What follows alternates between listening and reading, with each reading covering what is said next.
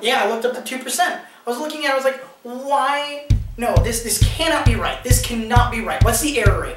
Hey everybody, I am Shawn with the Technophiles Newscast, and a segment I'm going to call Things You Didn't Know Needed to Change Until They've Already Been Changed. Klemens Torggler has changed the door. He redesigned it so that it no longer swings outward, but instead it collapses in on itself, rotates on two corners, and then reopens back right next to the door frame. Torggler has been working on the door for 5 years and finally has something that he's willing to show to the world.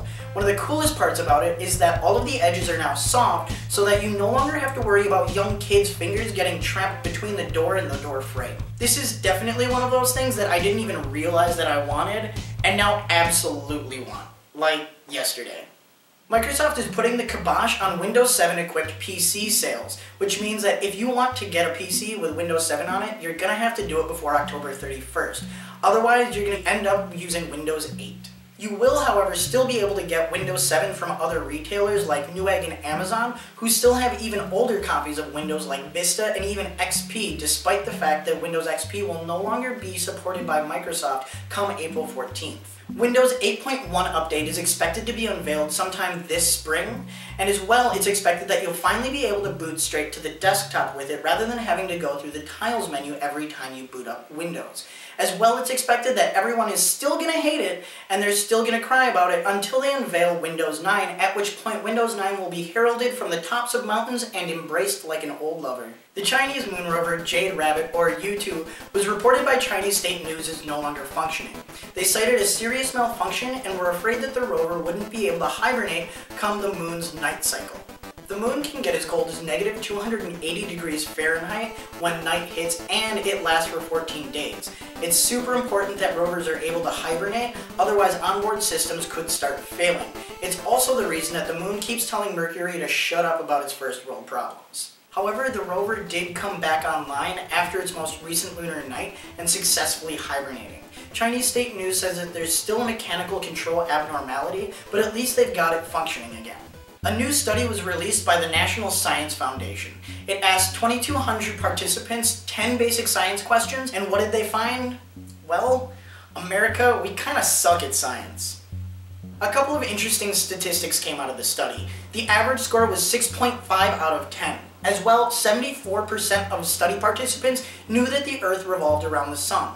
That said another way, 26% of Americans do not know that the Earth revolves around the sun. What the? No! No! As well, 48% of participants knew that humans had developed from an earlier species, and 30% believe that science needs more funding. For those of you who are unaware, a study of 2,000 or more people has an error rate of about 2%. It makes me so upset. No. All of that being said, we're still doing some pretty cool sciencey stuff here in the United States. One of the biggest goals in energy production sciences is to create energy from nuclear fusion, and we're one step closer to doing that. Nuclear fusion is what powers our sun.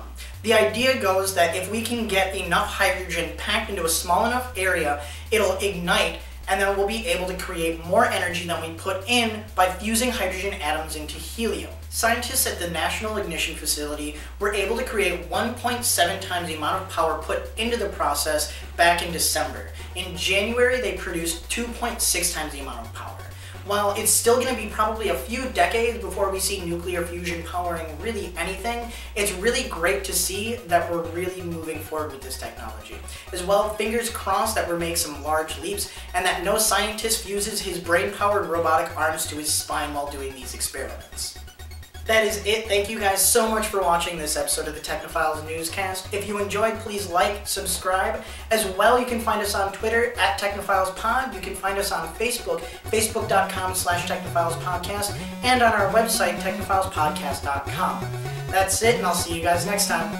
Can I see that? Yeah, I made that. Yeah. It's got a pretty handsome dude in it. If I do say so myself. And if you guys go back and watch that one, maybe we'll make more, and then you get to see more of this.